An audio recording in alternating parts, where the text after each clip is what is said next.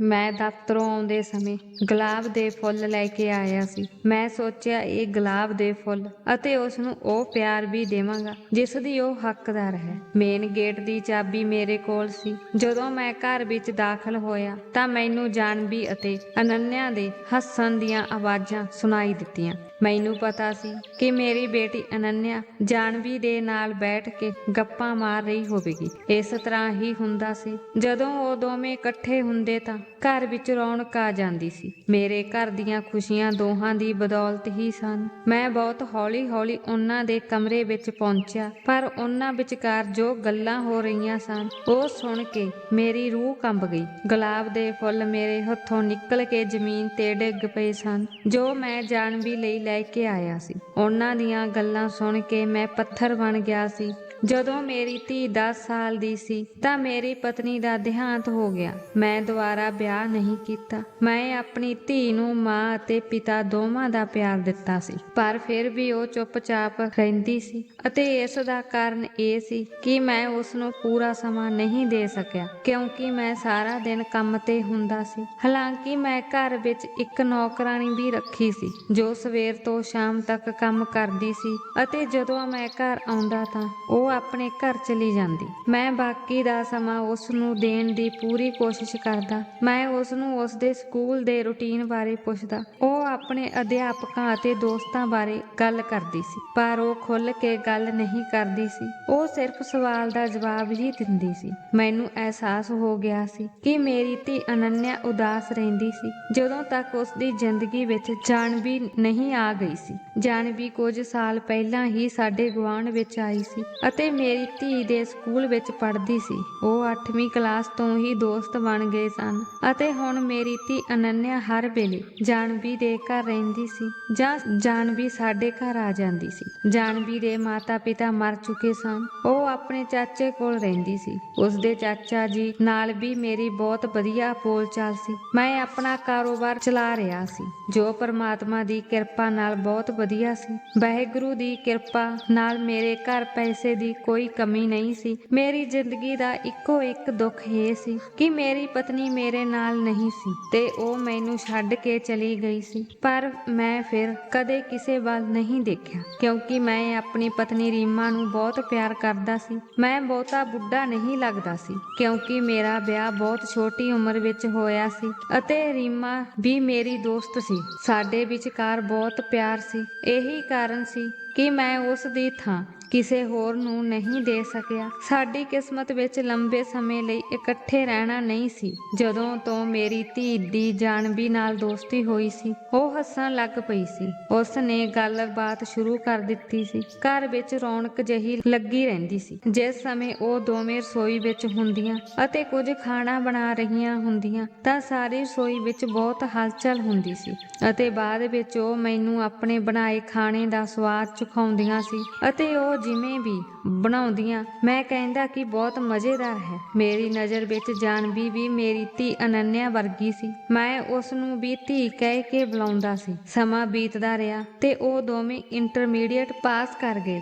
ਅਨੰਨਿਆ ਨੇ pre engineering ਬਹੁਤ ਚੰਗੇ ਅੰਕਾਂ ਨਾਲ ਪਾਸ ਕੀਤੀ ਸੀ। ਇਸ ਲਈ ਮੈਂ ਉਸ ਨੂੰ ਕਿਹਾ ਕਿ ਇਸ ਵਾਰ ਮੈਂ ਉਸ ਨੂੰ ਉਹ ਤੋਹਫੇ ਦੇਵਾਂਗਾ ਜੋ ਉਹ ਚਾਹੇਗੀ। ਮੈਨੂੰ ਦੱਸੋ ਕਿ ਤੁਹਾਨੂੰ ਕੀ ਚਾਹੀਦਾ ਹੈ। ਪਰ ਅਨੰਨਿਆ ਨੇ ਮੇਰੇ ਤੋਂ ਜੋ ਮੰਗਿਆ ਉਹ ਸੁਣ ਕੇ ਮੈਂ ਹੈਰਾਨ ਰਹਿ ਗਿਆ। ਅਨੰਨਿਆ ਨੇ ਮੈਨੂੰ ਕਿਹਾ ਕਿ ਪਿਤਾ ਜੀ ਤੁਸੀਂ ਜਾਨਵੀ ਨਾਲ ਵਿਆਹ ਕਰਵਾ ਲਓ। ਅਨੰਨਿਆ ਦੀ ਗੱਲ ਸੁਣ ਕੇ ਮੇਰਾ ਮਨ ਉਲਝਣ ਵਿੱਚ ਪੈ ਗਿਆ ਕਿ ਅਨੰਨਿਆ ਨੇ ਇਹ ਕੀ ਕਹਿ ਦਿੱਤਾ। ਉਹ ਸੁਣ ਕੇ ਮੈਂ ਹੈਰਾਨ ਰਹਿ ਗਿਆ ਕਿ ਅਨੰਨਿਆ ਨੇ ਇਹ ਕੀ ਕਹਿ ਦਿੱਤਾ। ਮੈਂ ਅਨੰਨਿਆ ਵੱਲ ਗੁੱਸੇ ਨਾਲ ਦੇਖਣ ਲੱਗਾ। ਮੈਂ ਕਿਹਾ ਤੁਸੀਂ ਹੋਸ਼ ਵਿੱਚ ਹੋ।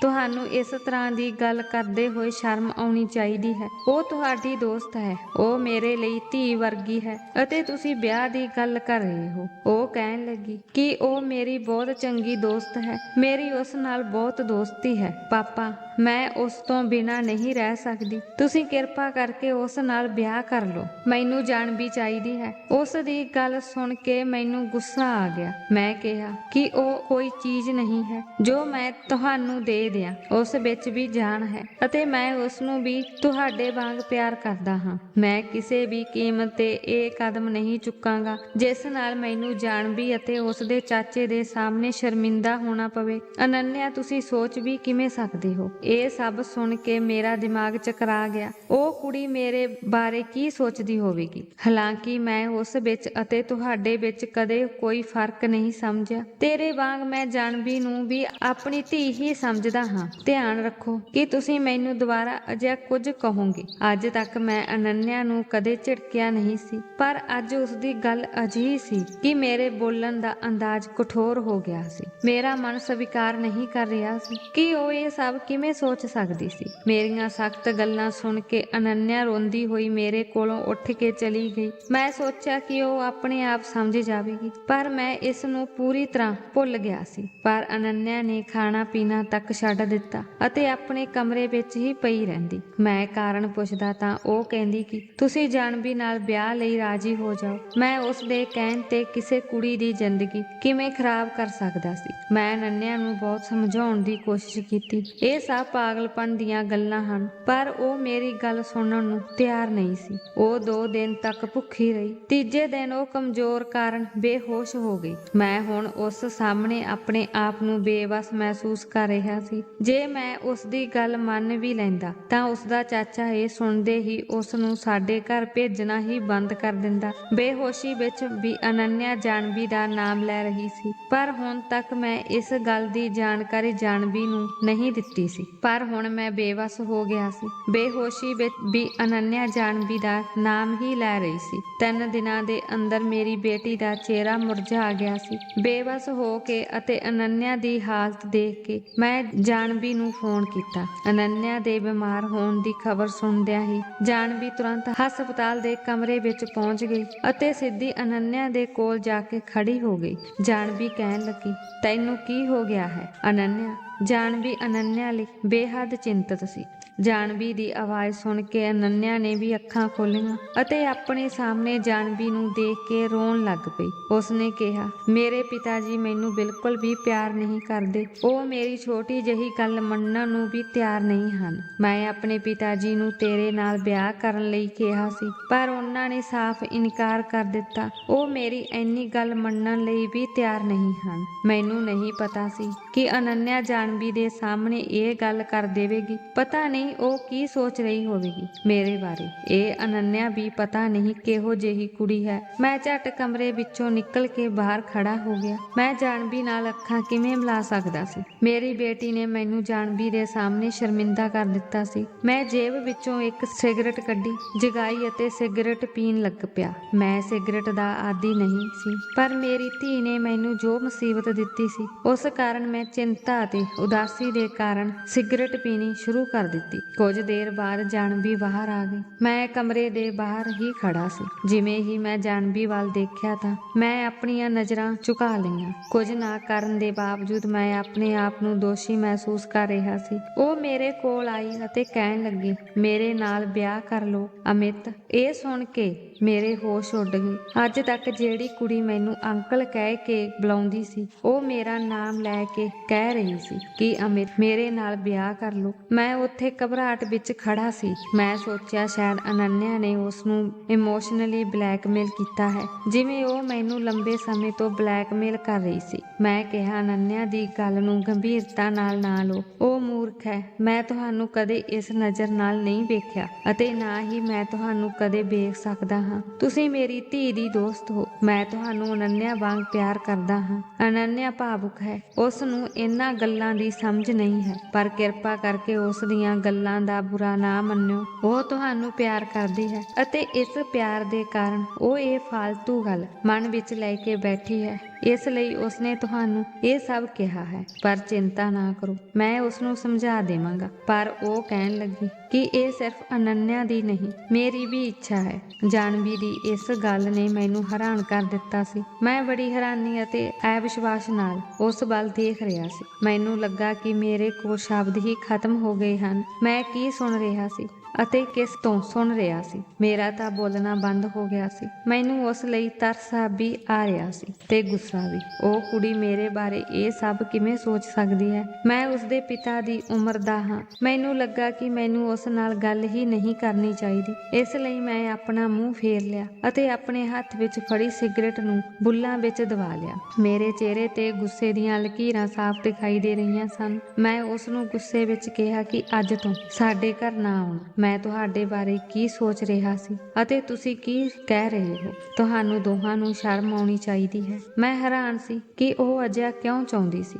ਉਹ ਸੋਹਣੀ ਸੀ, ਜਵਾਨ ਸੀ, ਉਸ ਨੂੰ ਕੋਈ ਵੀ ਚੰਗਾ ਮੁੰਡਾ ਮਿਲ ਸਕਦਾ ਸੀ। ਮੈਂ ਘਬਰਾ ਗਿਆ, ਪਰ ਉਹ ਬੜੇ ਸ਼ਾਂਤ ਢੰਗ ਨਾਲ ਖੜੀ ਸੀ ਅਤੇ ਮੈਨੂੰ ਕਹਿਣ ਲੱਗੀ, ਅਮਿਤ, ਭਾਵੇਂ ਤੁਸੀਂ ਮੈਨੂੰ ਆਪਣੀ ਧੀ ਸਮਝਦੇ ਹੋ, ਪਰ ਮੈਂ ਤੁਹਾਡੀ ਅਸਲੀ ਧੀ ਨਹੀਂ ਹਾਂ। ਮੈਂ ਤੁਹਾਨੂੰ ਪਸੰਦ ਕਰਦੀ ਹਾਂ ਅਤੇ ਤੁਸੀਂ ਇੰਨੇ ਬੁੱਢੇ ਨਹੀਂ ਹੋ ਅਤੇ ਨਾ ਹੀ ਤੁਸੀਂ ਦਿਖਾਈ ਦਿੰਦੇ ਹੋ। ਮੈਨੂੰ ਕੋਈ ਇਤਰਾਜ਼ ਨਹੀਂ ਹੈ, ਤਾਂ ਤੁਸੀਂ ਅਨੰਨਿਆ ਦੀ ਇੱਛਾ ਪੂਰੀ ਕਿਉਂ ਨਹੀਂ ਕਰ ਦਿੰਦੇ? ਮੈਂ ਕਿਹਾ, ਜੇ ਤੇਰੇ ਚਾਚਾ ਜੀ ਨੂੰ ਤੇਰੀਆਂ ਇਹਨਾਂ ਗੱਲਾਂ ਦਾ ਪਤਾ ਲੱਗ ਜਾਵੇ ਤਾਂ ਉਹਨਾਂ ਦੀਆਂ ਨਜ਼ਰਾਂ ਵਿੱਚ ਕੀ ਇੱਜ਼ਤ ਰਹਿ ਜਾਵੇਗੀ? ਮੇਰੀ ਇੱਜ਼ਤ ਮੈਨੂੰ ਬਹੁਤ ਪਿਆਰੀ ਹੈ। ਮੈਂ ਕਦੇ ਵੀ ਅਜਿਹਾ ਕੁਝ ਨਹੀਂ ਕਰ ਸਕਦਾ ਜਿਸ ਨਾਲ ਮੈਂ ਦੂਜਿਆਂ ਦੀਆਂ ਨਜ਼ਰਾਂ ਵਿੱਚ ਡਿੱਗ ਜਾਵਾਂ। ਉਹ ਕਹਿਣ ਲੱਗੀ ਕਿ ਮੇਰੇ ਚਾਚੇ ਨੂੰ ਕੋਈ ਇਤਰਾਜ਼ ਨਹੀਂ ਹੋਵੇਗਾ, ਬਸ ਮੇਰੇ ਨਾਲ ਵਿਆਹ ਕਰਾਓ। ਮੇਰੇ ਲਈ ਇਹ ਵੀ ਹੈਰਾਨੀ ਵਾਲੀ ਗੱਲ ਸੀ। ਪਹਿਲਾਂ ਉਸਦਾ ਚਾਚਾ ਆਪਣੀ ਭਤੀਜੀ ਦਾ ਵਿਆਹ ਇੰਨੀ ਵੱਡੀ ਉਮਰ ਦੇ ਆਦਮੀ ਨਾਲ ਕਿਉਂ ਕਰੇਗਾ? ਮੈਂ ਚੁੱਪ ਹੋ ਗਿਆ ਸੀ। ਜਾਨਵੀ ਦੀ ਹਿੰਮਤ ਦੇਖ ਕੇ ਮੈਂ ਵੀ ਹੈਰਾਨ ਸੀ। ਉਹ ਮੇਰੇ ਸਾਰੇ ਸਵਾਲਾਂ ਦੇ ਜਵਾਬ ਬੜੇ ਆਰਾਮ ਨਾਲ ਦੇ ਰਹੀ ਸੀ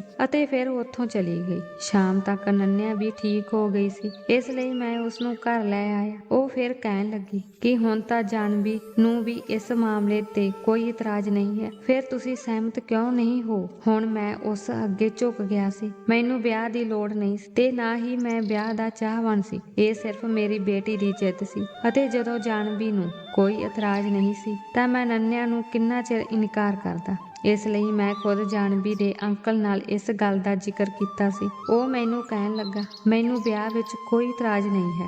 ਤੁਸੀਂ ਇੱਕ ਚੰਗੇ ਵਿਅਕਤੀ ਹੋ। ਦਰਅਸਲ ਮੇਰੀ ਪਤਨੀ ਦਾ ਰਵੱਈਆ ਜਾਨਵੀ ਨਾਲ ਚੰਗਾ ਨਹੀਂ ਹੈ। ਮੇਰੀ ਪਤਨੀ ਜਾਨਵੀ ਤੇ ਬਹੁਤ ਪਿੱਛੇ ਪਈ ਰਹਿੰਦੀ ਹੈ ਅਤੇ ਉਹ ਜਾਨਵੀ ਦਾ ਵਿਆਹ ਆਪਣੇ ਬੇਕਾਰ ਭਰਾ ਨਾਲ ਕਰਵਾਉਣਾ ਚਾਹੁੰਦੀ ਹੈ, ਜੋ ਇੱਕ ਅਵਾਰਾ ਮੁੰਡਾ ਹੈ। ਮੇਰੀ ਭਤੀਜੀ ਬਹੁਤ ਸਮਝਦਾਰ ਹੈ। ਤੁਸੀਂ ਉਸ ਨਾਲ ਵਿਆਹ ਕਰ ਲਓ। ਮੈਨੂੰ ਇਸ ਤੇ ਕੋਈ ਇਤਰਾਜ਼ ਨਹੀਂ ਹੈ, ਕਿਉਂਕਿ ਮੈਂ ਜਾਣਦਾ ਹਾਂ ਕਿ ਤੁਸੀਂ ਉਸ ਨੂੰ ਖੁਸ਼ ਰੱਖ ਸਕਦੇ ਹੋ। ਅਤੇ ਫਿਰ ਕੁਝ ਦਿਨਾਂ ਵਿੱਚ ਉਸ ਨਾਲ ਮੇਰਾ ਵਿਆਹ ਬਹੁਤ ਸਾਦਗੀ ਨਾਲ ਹੋਇਆ। ਅਨੰਨਿਆ ਉਸ ਦਿਨ ਬਹੁਤ ਖੁਸ਼ ਸੀ।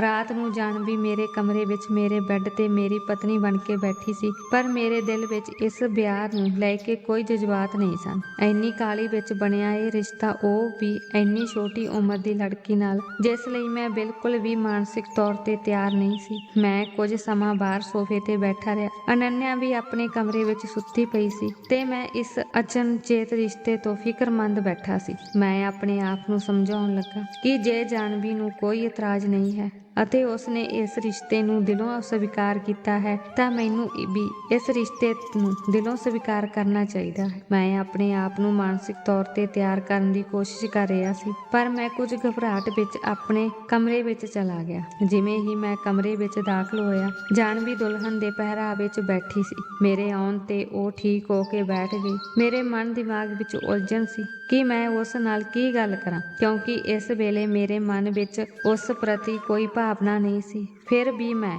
ਜਾ ਕੇ ਉਸਦੇ ਸਾਹਮਣੇ ਬੈਠ ਗਿਆ। ਮੈਂ ਆਪਣੀ ਜੇਬ ਵਿੱਚੋਂ ਇੱਕ ਅੰਗੂਠੀ ਕੱਢ ਕੇ ਉਸਦੀ ਉਂਗਲੀ ਵਿੱਚ ਪਾ ਦਿੱਤੀ। ਉਹ ਅੱਜ ਰਾਤ ਘਬਰਾ ਕੇ ਬੈਠੀ ਸੀ, ਇਸ ਲਈ ਮੈਂ ਗੱਲਬਾਤ ਸ਼ੁਰੂ ਕੀਤੀ। ਦੇਖੋ ਜਾਨਵੀ, ਮੇਰੇ ਤੋਂ ਡਰਨ ਦੀ ਕੋਈ ਲੋੜ ਨਹੀਂ ਹੈ। ਫਿਲਹਾਲ ਮੈਂ ਆਪਣੇ ਦਿਲ ਅਤੇ ਦਿਮਾਗ ਨਾਲ ਇਸ ਰਿਸ਼ਤੇ ਨੂੰ ਬਿਲਕੁਲ ਵੀ ਸਵੀਕਾਰ ਨਹੀਂ ਕਰ ਸਕਦਾ। ਇਸ ਲਈ ਮੈਨੂੰ ਥੋੜਾ ਸਮਾਂ ਚਾਹੀਦਾ ਹੈ। ਤੁਸੀਂ ਚਾਹੋ ਤਾਂ ਇਸ ਕਮਰੇ ਵਿੱਚ ਆਰਾਮ ਨਾਲ ਸੌਂ ਸਕਦੇ ਹੋ ਅਤੇ ਜੇ ਤੁਸੀਂ ਚਾਹੋ ਤਾਂ ਅਨੰਨਿਆ ਕੋਲ ਚਲੇ ਜਾਓ। ਮੈਂ ਸੋਚਿਆ ਕਿ ਕਿ ਉਹ ਇਸ ਗੱਲ ਤੇ ਇਤਰਾਜ਼ ਕਰ ਸਕਦੀ ਹੈ, ਕਿਉਂਕਿ ਹਰ ਕੁੜੀ ਦੇ ਆਪਣੇ ਵਿਆਹ ਬਾਰੇ ਅਤੇ ਖਾਸ ਕਰਕੇ ਵਿਆਹ ਦੀ ਪਹਿਲੀ ਰਾਤ ਬਾਰੇ ਬਹੁਤ ਸਾਰੇ ਸੁਪਨੇ ਹੁੰਦੇ ਹਨ। ਪਰ ਉਹ ਬੜੀ ਆਸਾਨੀ ਨਾਲ ਮੰਨ ਗਈ। ਉਸਨੇ ਕਿਹਾ, ਠੀਕ ਹੈ, ਤੁਸੀਂ ਆਰਾਮ ਕਰੋ, ਮੈਂ ਅਨੰਨਿਆ ਦੇ ਕੋਲ ਜਾ ਕੇ ਸੌਂਦੀ ਹਾਂ। ਸ਼ਾਇਦ ਉਸ ਨੂੰ ਬਸ ਮੇਰੀ ਇਜਾਜ਼ਤ ਦੀ ਲੋੜ ਸੀ। ਉਹ ਤੁਰੰਤ ਕਮਰੇ ਤੋਂ ਬਾਹਰ ਨਿਕਲ ਗਈ। ਇਹ ਮੇਰੇ ਲਈ ਵੀ ਹੈਰਾਨੀਜਨਕ ਸੀ। ਵਿਆਹ ਦੀ ਰਾਤ ਨੂੰ ਲੈ ਕੇ ਹਰ ਕੁੜੀ ਦੇ ਦਿਲ ਵਿੱਚ ਕਈ ਇੱਛਾਵਾਂ ਹੁੰਦੀਆਂ ਹਨ। ਫਿਰ ਉਹ ਖੁਦ ਵੀ ਮੇਰੇ ਨਾਲ ਵਿਆਹ ਕਰਵਾਉਣ ਦੀ ਇੱਛੁਕ ਸੀ। ਫਿਰ ਉਹ ਇੰਨੀ ਜਲਦੀ ਕਮਰੇ ਤੋਂ ਬਾਹਰ ਜਾਣ ਲਈ ਰਾਜ਼ੀ ਕਿਵੇਂ ਹੋ ਗਈ? ਉਸ ਮੁਤਾਬਕ ਉਹ ਮੈਨੂੰ ਪਸੰਦ ਕਰਦੀ ਸੀ।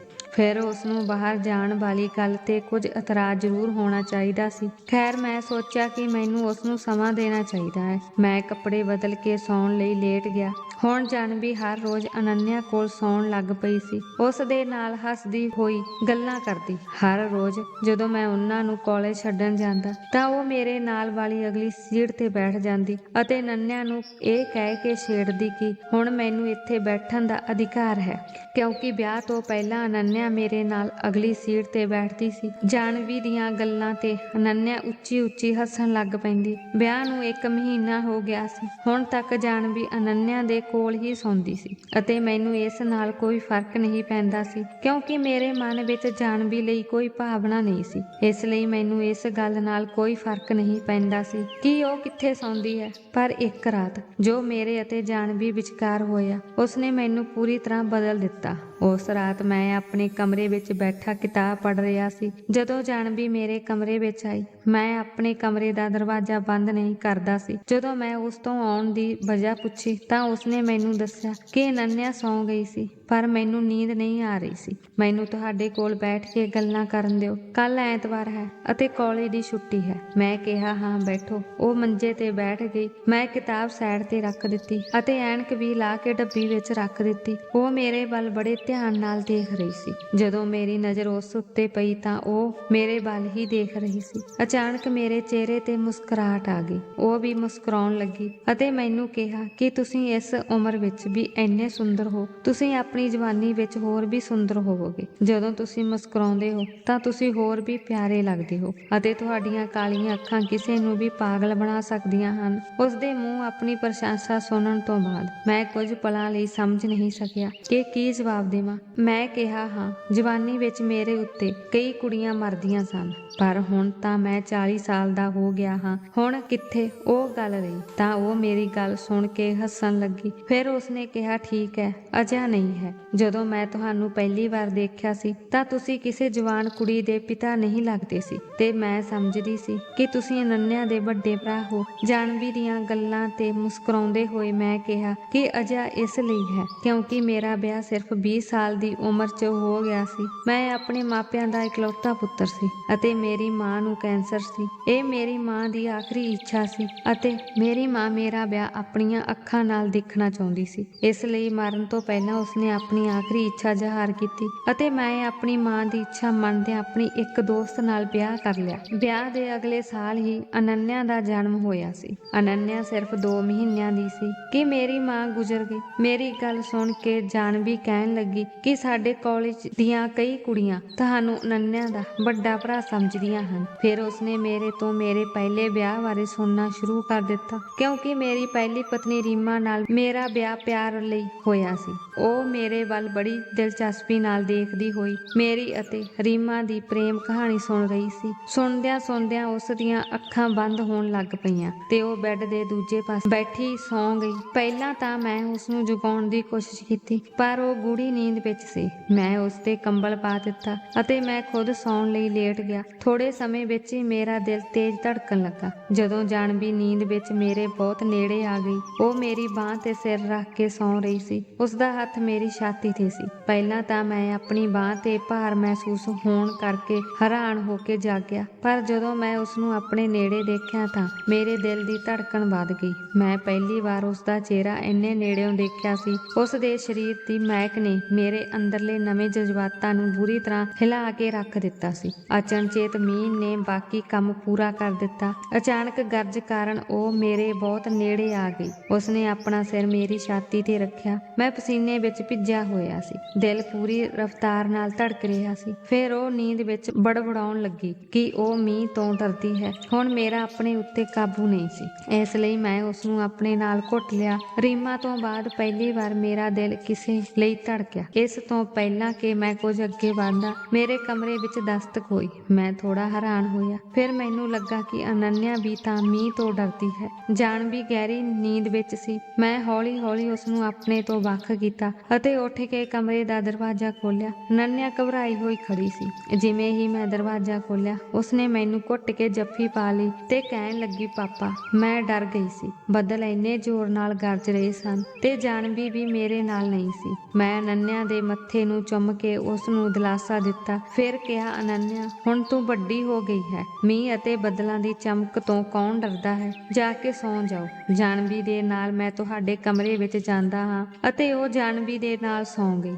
ਅਤੇ ਮੈਂ ਅਨੰਨਿਆ ਦੇ ਕਮਰੇ ਵਿੱਚ ਆ ਕੇ ਲੇਟ ਗਿਆ। ਪਰ ਮੇਰੀ ਨੀਂਦ ਹੁਣ ਉੱਡ ਗਈ ਸੀ। ਪਤੀ ਹੋਣ ਦਾ ਫਰਜ਼ ਨਿਭਾਉਣ ਲਈ ਮੇਰਾ ਦਿਲ ਤਰਸਣ ਲੱਗਾ। ਹੁਣ ਜ਼ਿੰਦਗੀ ਬਾਰੇ ਮੇਰੇ ਵਿਚਾਰ ਆਪਣੇ ਆਪ ਬਦਲਣ ਲੱਗੇ। ਇੱਕ ਵਾਰ ਮੇਰੇ ਦੋਸਤ ਨੇ ਇੱਕ ਪਾਰਟੀ ਦਾ ਆਯੋਜਨ ਕੀਤਾ। ਮੈਂ ਪਹਿਲਾਂ ਹੀ ਅਨੰਨਿਆ ਅਤੇ ਜਾਨਵੀ ਨੂੰ ਤਿਆਰ ਰਹਿਣ ਲਈ ਕਿਹਾ ਸੀ। ਜਦੋਂ ਮੈਂ ਦਫ਼ਤਰ ਤੋਂ ਘਰ ਵਾਪਸ ਆਇਆ ਤਾਂ ਜਾਨਵੀ ਆਪਣੇ ਕਮਰੇ ਵਿੱਚ ਆਪਣੇ ਬੈੱਡ ਤੇ 2 ਡਰੈਸਾਂ ਨਾਲ ਬੈਠੀ ਸੀ। ਮੈਂ ਕਿਹਾ, ਤੂੰ ਤਿਆਰ ਨਹੀਂ ਹੋਈ ਜਾਨਵੀ? ਜਾਨਵੀ ਕਹਿਣ ਲੱਗੀ, ਮੈਨੂੰ ਸਮਝ ਨਹੀਂ ਆ ਰਹੀ ਕਿ ਇਹਨਾਂ ਵਿੱਚੋਂ ਕਿਹੜੀ ਡਰੈਸ ਪਹਿਨਾਂ। ਅਨੰਨਿਆ ਵੀ ਨਹੀਂ ਦੱਸ ਰਹੀ। ਹੁਣ ਤੁਸੀਂ ਹੀ ਦੱਸੋ ਕਿਹੜੀ ਡਰੈਸ ਵਧੀਆ ਹੈ। ਤੁਸੀਂ ਜੋ ਕਹੋਗੇ ਮੈਂ ਪਹਿਨਾਂਗੀ। ਮੈਂ ਉਸਦੇ ਸਵਾਲ ਤੇ ਹੱਸਣ ਲੱਗਾ। ਮੈਂ ਕਿਹਾ, ਮੈਂ ਵੀ ਅਨੂ ਦਾ ਪਿਤਾ ਹੀ ਹਾਂ। ਮੈਨੂੰ ਇਹਨਾਂ ਚੀਜ਼ਾਂ ਬਾਰੇ ਕੁਝ ਨਹੀਂ ਪਤਾ। ਜੋ ਵੀ ਤੈਨੂੰ ਚੰਗਾ ਲੱਗੇ ਉਹ ਪਾ ਲਓ। ਉਹ ਮੇਰੇ ਨੇੜੇ ਆ ਕੇ ਮੇਰੀਆਂ ਅੱਖਾਂ ਵਿੱਚ ਝਾਕ ਕੇ ਬੋਲੀ, ਅਮਿਤ, ਮੇਰਾ ਵੀ ਤੁਹਾਡੇ ਤੇ ਹੱਕ ਹੈ। ਅੱਜ ਮੈਂ ਤੁਹਾਡੀ ਪਸੰਦ ਦੀ ਡਰੈਸ ਹੀ ਪਾਵਾਂਗੀ। ਉਹ ਬੱਚਿਆਂ ਵਾਂਗ ਜਿੱਦ ਕਰਨ ਲੱਗੀ ਕਿ ਮੈਂ ਉਸਨੂੰ ਆਪਣੀ ਪਸੰਦ ਦੱਸਾਂ। ਮੈਂ ਉਸਨੂੰ ਇੱਕ ਡਰੈਸ ਬਾਰੇ ਦੱਸਿਆ। ਉਹ ਬਹੁਤ ਖੁਸ਼ ਹੋ ਗਈ। ਪਰ ਜਦੋਂ ਉਹ ਤਿਆਰ ਹੋ ਕੇ ਮੇਰੇ ਸਾਹਮਣੇ ਆਈ ਤਾਂ ਮੈਂ ਅੱਖਾਂ ਝਪਕਣਾ ਭੁੱਲ ਗਿਆ ਸੀ। ਉਹ ਬਹੁਤ ਖੂਬਸੂਰਤ ਲੱਗ ਰਹੀ ਸੀ। ਫਿਰ ਜਦੋਂ ਉਹ ਮੈਨੂੰ ਪੁੱਛਣ ਲੱਗੀ, ਅਮਿਤ, ਮੈਂ ਕਿਵੇਂ ਲੱਗ ਰਹੀ ਹਾਂ? ਸੱਚ ਦੱਸਾਂ ਤਾਂ ਮੇਰਾ ਦਿਲ ਮੈਨੂੰ ਕਹਿਣ ਲੱਗਾ ਕਿ ਜਿਵੇਂ ਤੂੰ ਰੀਮਾ ਦੀ ਤਾਰੀਫ ਕਰਦਾ ਸੀ, ਉਸੇ ਲਫ਼ਜ਼ਾਂ ਵਿੱਚ ਉਸਦੀ ਤਾਰੀਫ ਕਰ। ਪਰ ਕਿਸੇ ਤਰ੍ਹਾਂ ਮੈਂ ਆਪਣੇ ਆਪ ਨੂੰ ਕਾਬੂ ਕਰਕੇ ਆਪਣੀ ਨਿਗਾਹ ਚੁਰਾਉਂਦਾ ਹੋਇਆ ਬੋਲਿਆ, ਜਾਨਵੀ, ਤੂੰ ਸੋਹਣੀ ਲੱਗ ਰਹੀ ਹੈ। ਮੇਰੀ ਗੱਲ ਸੁਣ ਕੇ ਜਾਨਵੀ ਖੁਸ਼ ਹੋ ਗਈ। ਹੁਣ ਤਾਂ ਜਾਨਵੀ ਵੀ ਕਦੇ-ਕਦੇ ਅਨੰਨਿਆ ਵਾਂਗ ਕਰਨ ਲੱਗਦੀ। ਜੇ ਮੈਂ ਦੋਹਾਂ ਲਈ ਕੱਪੜੇ ਜਾਂ ਹੋਰ ਕੋਈ ਚੀਜ਼ ਖਰੀਦ ਕੇ ਲੈ ਕੇ ਆਉਂਦਾ ਤਾਂ ਉਹ ਵੀ ਅਨੰਨਿਆ ਵਾਂਗ ਮੈਨੂੰ ਜੱਫੀ ਪਾ ਲੈਂਦੀ ਤੇ ਮੇਰੇ ਕੰਨ ਦੇ ਨੇੜੇ ਆ ਕੇ ਕਹਿੰਦੀ, ਮੈਂ ਤੁਹਾਨੂੰ ਬਹੁਤ ਪਿਆਰ ਕਰਦੀ ਹਾਂ ਅਮਿਤ। ਤੁਹਾਡਾ ਬਹੁਤ-ਬਹੁਤ ਧੰਨਵਾਦ। ਅਨੂ ਮੇਰੀ ਬੇਟੀ ਸੀ। ਉਸ ਲਈ ਮੇਰੀਆਂ ਭਾਵਨਾਵਾਂ ਵੱਖਰੀਆਂ ਸਨ। ਜਦੋਂ ਉਹ ਮੈਨੂੰ ਪਿਆਰ ਜ਼ਾਹਰ ਕਰਦੀ ਸੀ ਤਾਂ ਮੈਨੂੰ ਚੰਗਾ ਲੱਗਦਾ ਸੀ, ਜਿਵੇਂ ਕਿ ਇੱਕ ਪਿਤਾ ਨੂੰ ਲੱਗਣਾ ਚਾਹੀਦਾ ਹੈ। ਪਰ ਜਦੋਂ ਜਾਨਵੀ ਮੈਨੂੰ ਆਪਣਾ ਪਿਆਰ ਜ਼ਾਹਰ ਕਰਦੀ ਸੀ ਤਾਂ ਮੇਰਾ ਦਿਲ ਜ਼ੋਰ-ਜ਼ੋਰ ਨਾਲ ਧੜਕਣ ਲੱਗਦਾ।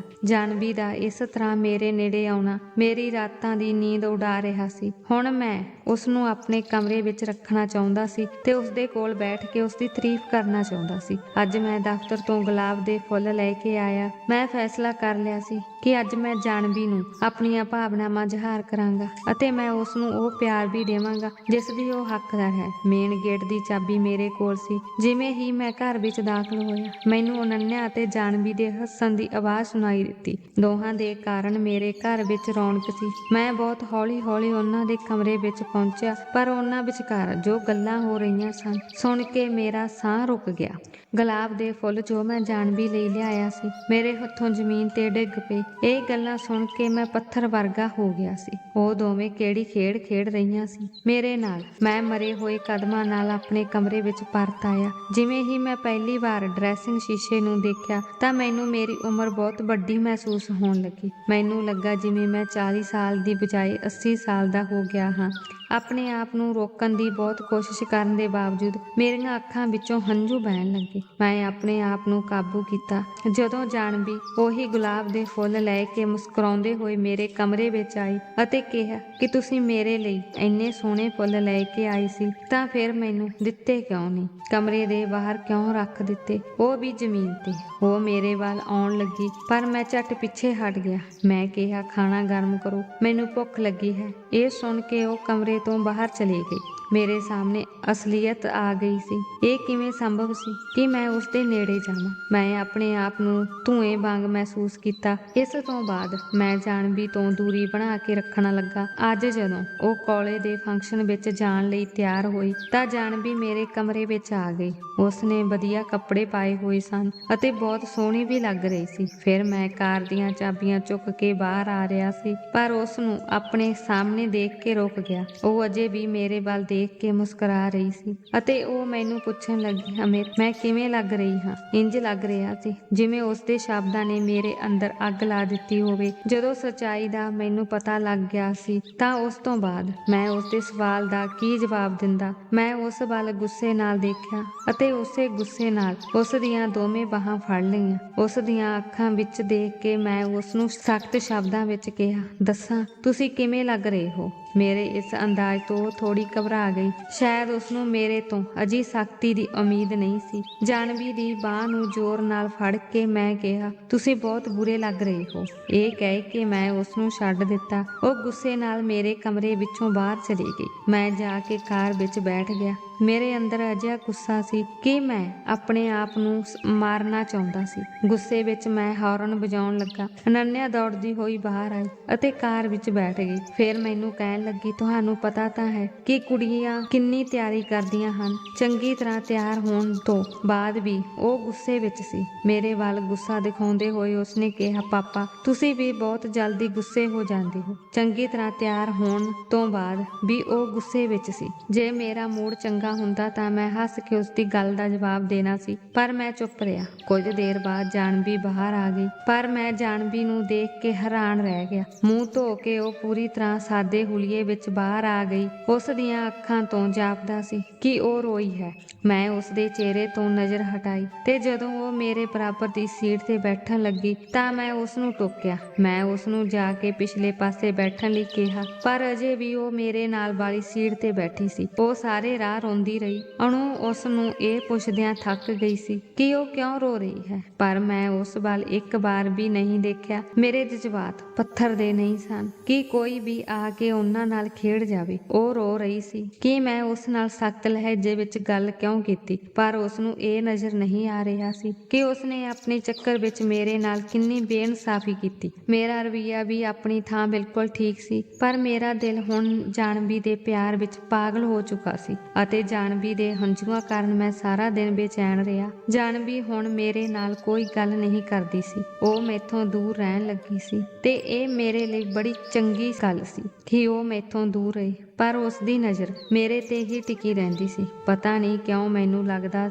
ਜਿਵੇਂ ਉਸ ਦੀਆਂ ਅੱਖਾਂ ਵਿੱਚ ਮੇਰੇ ਲਈ ਬਹੁਤ ਸ਼ਿਕਾਇਤਾਂ ਸਨ। ਸਮਾਂ ਅੱਗੇ ਵਧਦਾ ਗਿਆ। ਹੁਣ ਦੋਹਾਂ ਦੀ ਪੜ੍ਹਾਈ ਪੂਰੀ ਹੋ ਚੁੱਕੀ ਸੀ। ਮੇਰੇ ਦੋਸਤ ਨੇ ਆਪਣੇ ਬੇਟੇ ਲਈ ਅਨੂ ਦਾ ਰਿਸ਼ਤਾ ਮੰਗਿਆ। ਮੈਨੂੰ ਵੀ ਉਹ ਲੜਕਾ ਪਸੰਦ ਸੀ, ਪਰ ਫਿਰ ਵੀ ਮੈਂ ਅਨੰਨਿਆ ਤੋਂ ਉਸ ਦੀ ਸਹਿਮਤੀ ਮੰਗੀ ਕਿਉਂਕਿ ਇਹ ਮੇਰੀ ਧੀ ਦਾ ਹੱਕ ਸੀ। ਉਸ ਦੇ ਚਿਹਰੇ ਤੇ ਮੁਸਕਰਾਹਟ ਵਿੱਚ ਹੀ ਉਸਦੀ ਹਾਂ ਸੀ। ਕੁਝ ਮਹੀਨਿਆਂ ਵਿੱਚ ਹੀ ਅਨੂ ਦਾ ਵਿਆਹ ਤੈਅ ਹੋ ਗਿਆ। ਜਿਸ ਦਿਨ ਅਨੂ ਵਿਦਾ ਹੋਈ, ਉਹ ਜਾਨਵੀ ਨੂੰ ਜੱਫੀ ਪਾ ਕੇ ਬਹੁਤ ਰੋਈ। ਜਾਨਵੀ ਵੀ ਰੋ ਰਹੀ ਸੀ। ਅਨੰਨਿਆ ਜਾ ਚੁੱਕੀ ਸੀ। ਹੁਣ ਘਰ ਵਿੱਚ ਸਿਰਫ ਮੈਂ ਤੇ ਜਾਨਵੀ ਸੀ। ਮੇਰੀ ਔਖੀ ਪ੍ਰੀਖਿਆ ਦੇ ਦਿਨ ਸ਼ੁਰੂ ਹੋ ਗਏ। ਉਸੇ ਰਾਤ ਮੈਂ ਜਾਨਵੀ ਨੂੰ ਕਿਹਾ ਕਿ ਮੈਂ ਉਸ ਨਾਲ ਕੁਝ ਜ਼ਰੂਰੀ ਗੱਲ ਕਰਨੀ ਹੈ। ਉਹ ਵੀ ਥੋੜੀ ਥੱਕੀ ਹੋਈ ਨਜ਼ਰ ਆ ਰਹੀ ਸੀ। ਫਿਰ ਅਨੰਨਿਆ ਦਾ ਵਿਛੋੜਾ ਵੀ ਸੀ। ਉਹ ਡਾਈਨਿੰਗ ਟੇਬਲ ਦੀ ਕੁਰਸੀ ਤੇ ਚੁੱਪਚਾਪ ਬੈਠ ਗਈ। ਮੈਂ ਉਸਦੇ ਸਾਹਮਣੇ ਵਾਲੀ ਕੁਰਸੀ ਤੇ ਬੈਠ ਗਿਆ। ਮੈਂ ਸੋਚਿਆ ਸੀ ਕਿ ਹੁਣ ਮੈਨੂੰ ਇਸ ਮਜਬੂਰੀ ਦੇ ਬੰਧਨ ਨੂੰ ਖਤਮ ਕਰ ਦੇਣਾ ਚਾਹੀਦਾ ਹੈ, ਜਿਸ ਕਾਰਨ ਜਾਨਵੀ ਨੇ ਆਪਣੇ ਔਖੇ ਸਮੇਂ ਨੂੰ ਲੰਘਾਉਣ ਲਈ ਮੇਰੇ ਨਾਲ ਵਿਆਹ ਕਰਵਾਇਆ ਸੀ।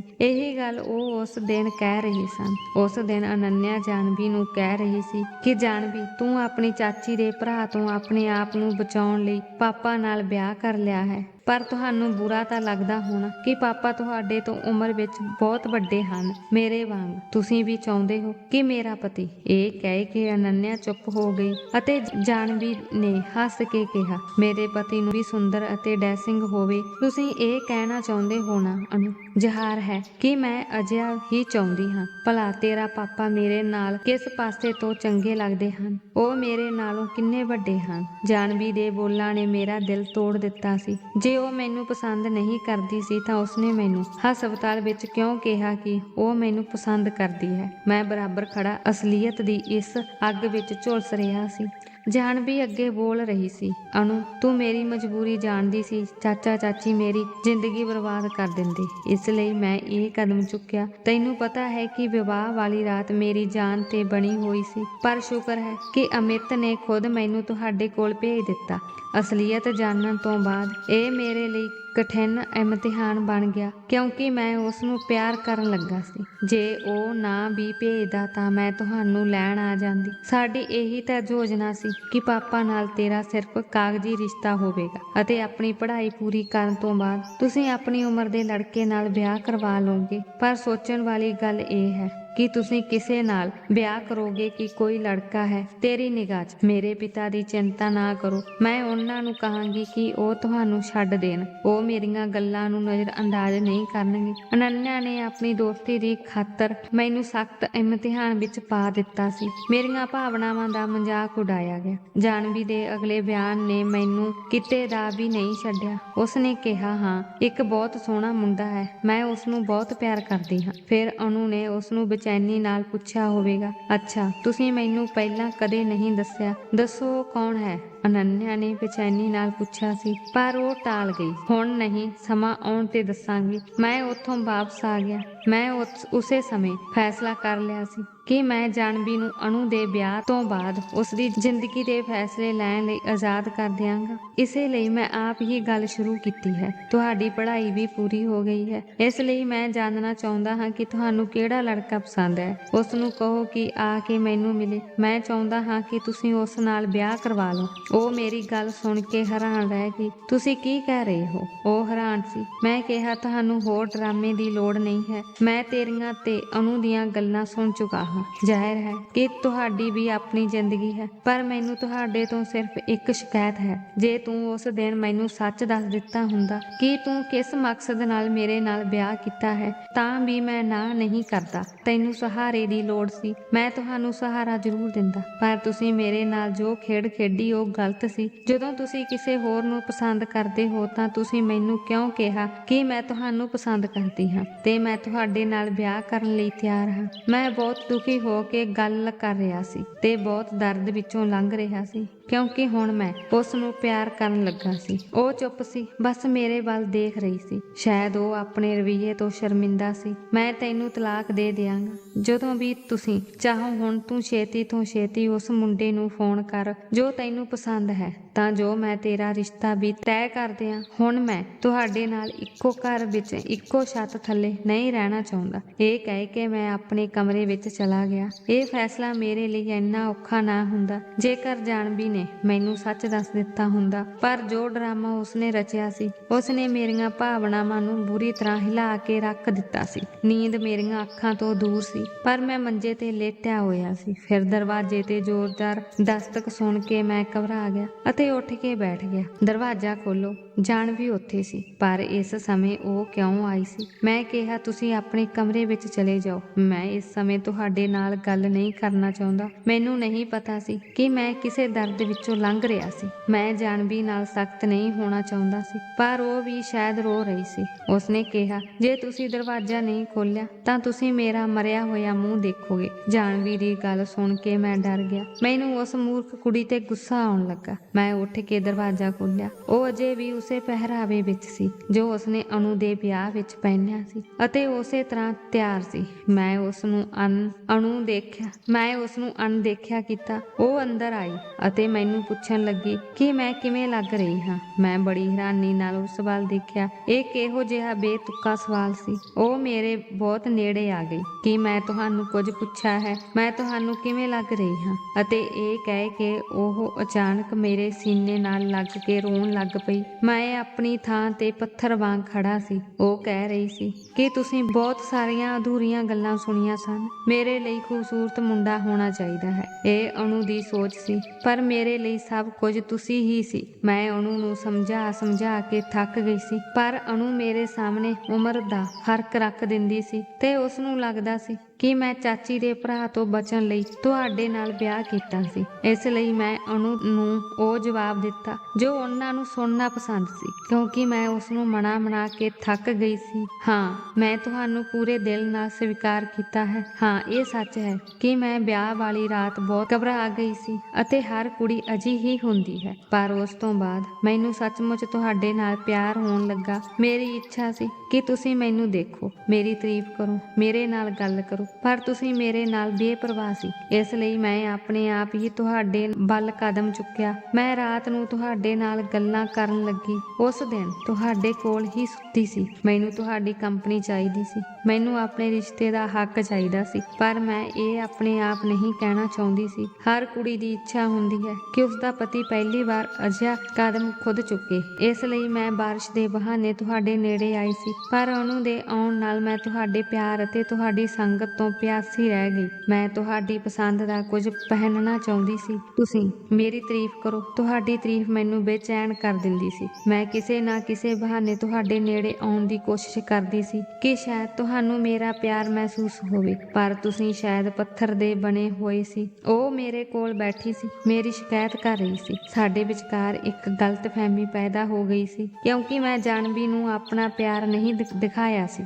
ਅਤੇ ਇਹ ਮੇਰੀ ਗਲਤੀ ਸੀ। ਉਸਦਾ ਚਿਹਰਾ ਆਪਣੇ ਦੋਹਾਂ ਹੱਥਾਂ ਵਿੱਚ ਅਤੇ ਉਸਦੇ ਮੱਥੇ ਨੂੰ ਚੁੰਮਿਆ, ਉਸਨੂੰ ਉਸਦਾ ਪਹਿਲਾ ਅਧਿਕਾਰ ਦਿੱਤਾ। ਤੁਸੀਂ ਬਹੁਤ ਸੁੰਦਰ ਲੱਗ ਰਹੇ ਹੋ, ਮੈਂ ਤਾਰੀਫ ਦਿੱਤੀ। ਉਹ ਰੋਂਦੇ ਹੋਏ ਮੁਸਕਰਾਉਣ ਲੱਗੀ। ਉਹ ਸੱਚਮੁੱਚ ਮੈਂ ਆਪ ਉਸ ਨੂੰ ਸਮਝ ਨਹੀਂ ਸਕਿਆ। ਮੈਂ ਜਾਨਵੀ ਨੂੰ ਆਪਣੀ ਛਾਤੀ ਨਾਲ ਘੁੱਟ ਕੇ ਜੱਫੀ ਪਾ ਲਈ। ਦਿਲ ਦੀਆਂ ਧੜਕਣਾਂ ਤੇਜ਼ ਹੋ ਗਈਆਂ ਸਨ, ਪਰ ਹੁਣ ਮੇਰੇ ਦਿਲ ਦੀ ਧੜਕਣ ਦੇ ਨਾਲ ਦਿਲ ਦੀ ਧੜਕਣ ਵੀ ਸਾਫ਼ ਸੁਣਾਈ ਦੇ ਰਹੀ ਸੀ। ਤਾਂ ਦੋਸਤੋ, ਅੱਜ ਸਾਡੀ ਇਹ ਕਹਾਣੀ ਸੀ। ਤੁਹਾਨੂੰ ਇਹ ਕਿਵੇਂ ਲੱਗੀ? ਜੇ ਪਸੰਦ ਆਈ ਤਾਂ ਕਮੈਂਟ ਬਾਕਸ ਵਿੱਚ ਜ਼ਰੂਰ ਦੱਸਣਾ। ਹਰ ਰੋਜ਼ ਨਵੀਂ ਕਹਾਣੀ ਸੁਣਨ ਲਈ ਸਾਡੇ ਚੈਨਲ ਨੂੰ ਲਾਈਕ, ਸ਼ੇਅਰ ਅਤੇ ਸਬਸਕ੍ਰਾਈਬ ਵੀ ਕਰਨਾ। ਧੰਨਵਾਦ।